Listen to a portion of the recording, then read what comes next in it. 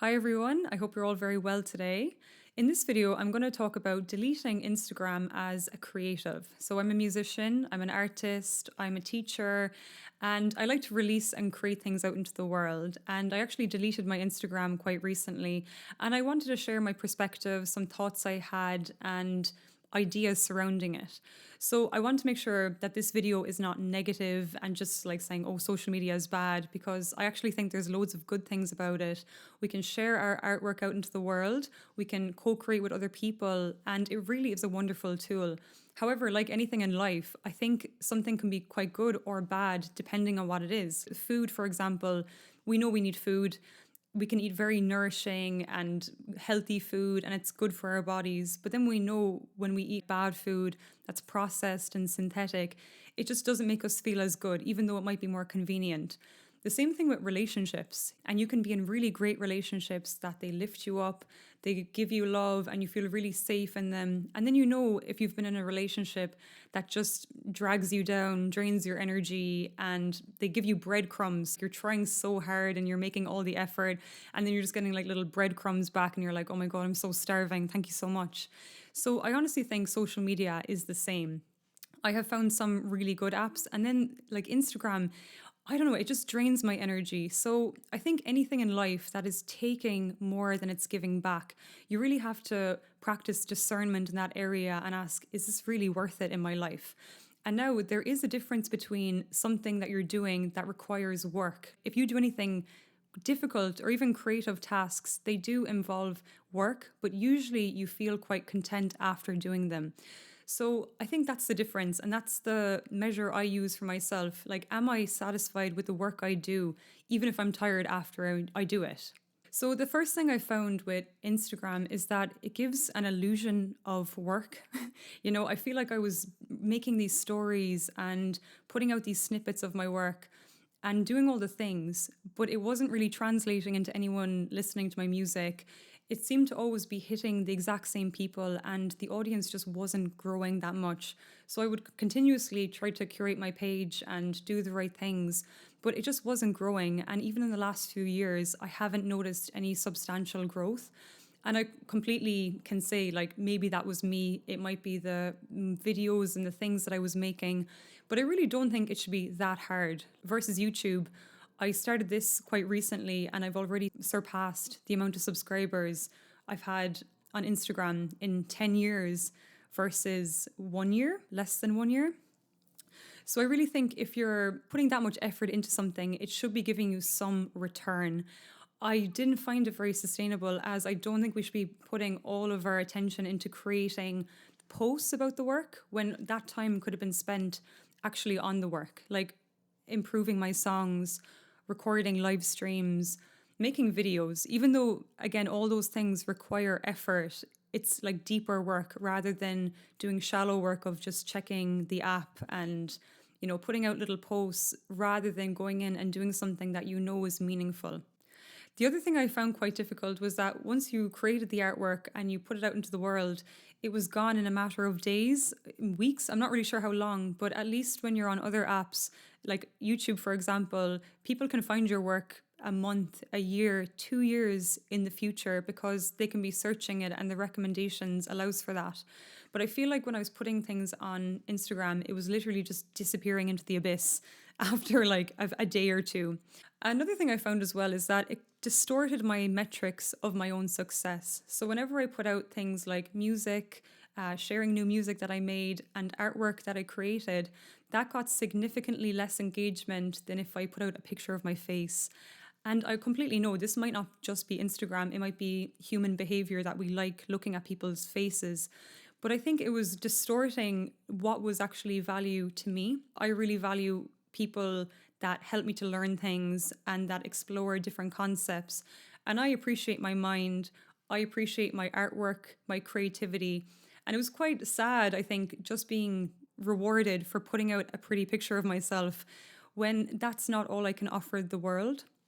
So I felt like I was being a little bit one-dimensional in my post because I was just putting out pictures as well. And I think I can communicate myself a lot more clearly and truthfully over video, because you can actually get an essence of who someone is. And that's why I like making videos and doing live streams where you can just see a performance and really get a sense of the artist and who they are and what they're speaking of. So that's attractive to me. And I know that if I enjoy watching that kind of content, then I know other people who are similar to me are probably going to enjoy it too. So, of course, if you enjoy looking at photos and if that's your thing, then that's fine. But I know that the people I want to attract into my life, people who will appreciate my work, are probably going to be of a similar mindset to me. The other thing I found is that my life just tended to get a little bit better. It felt like just taking off this heavy weight off my back. It's like a weight I didn't even know I was carrying around. It was just this low hum of anxiety from, I don't know, maybe just the pressure of being on the app. Is it just that these apps contain their own energy derived from the collective consciousness on the app? I'm not really sure. But it just felt like a little bit of a relief, and my perspective of the world started to shift again because I wasn't so caught up on this world on my phone. I was taking time to be still and appreciative of the world around me and the people in my life who actually are there all the time. So I think it improved relationships, even working relationships, because now I would have to reach out and get phone numbers of people I want to collaborate with. So there's more of a direct means of contact and actually being like, you know what, do you want to go collaborate or let's write a song together? Things like that. I know you don't need to give up Instagram just to do those things, but now I had more time and that I was simplifying my life and getting rid of things that were just distractions. I allowed in things that were more in resonance with me. The other thing as well is that I honestly think it's so normal for some people to stay in your life. They're there for the long run. They're weaving in and out of your life. You might not talk for a few years, but they're there and you love them. And then some people you're just meant to spend like a day, a week, a month with, and then they're gone again, and it's absolutely fine. I don't think I need to be holding on to these relationships anymore. Looking at the engagement of someone I met on a night out like 5 years ago, it just doesn't, I don't need to see it, and they don't need to see that of me. And it's not that I don't like this person, but it just feels like hanging on by these very thin threads to these people. It was just felt nice to just like let them go, and not in a bad way, but it just again simplified my life. Also, I think if you're following someone on Instagram and if they're following you back and you're liking each other's things, you should be able to say hi in person and go up and have a conversation. I often found that people would like pass me by on the street and we both know each other and not say anything, or we couldn't hold a conversation in real life, even though we were both following each other online and seeing everything we were doing. Yeah, that was just another thing I wanted to let go of because it just did not make sense to me anymore. And my last point is that I feel a lot more creative. I think that's because I'm allowing myself to be bored more often. And then when you're in a receptive, still state, that's when creativity can really come in. Of course, I know some people work better under pressure, but for me, when I'm receptive and meditate and get into a flow state, I don't want any distractions around me. I really need to be still. So I really appreciate not having another thing just to start checking all the time. When I'm in that flow state, I can just be there and enjoy it. I don't have an overarching panacea or solution to all of this, as I know that like social media is constantly evolving and we're evolving as people too, and the way we interact with the online world. However, I do feel that the more authentically we show up, the better it's going to be for everyone. Less, I think, superficial fronts is going to benefit all of us in the collective. And then another point on releasing your music into the world or your artwork or your creations or your thoughts. I think there is a difference in terms of having a fear of putting something out or else just finding the right means of putting it out for you. Honor yourself, do what feels good for you to do in terms of promoting. And I would say, don't even think about it as promoting. Think about it as shining your light out into the world, and wherever you go, in day-to-day life, in interactions, and in the virtual world, shine your light and don't be afraid to shine brightly, because you're going to attract in the people who want to be there. I'm very thankful that you watched this video and maybe you resonated with it so that you're kind of similar to me in some ways, and that's how we grow. There's more organic ways of doing it. So let me know if you've had any success advertising, doing your work and sharing it with the world in another way. Maybe you do live streams. Maybe there's some other apps that I actually don't even know about yet. Maybe you have a mailing list and that's worked for you.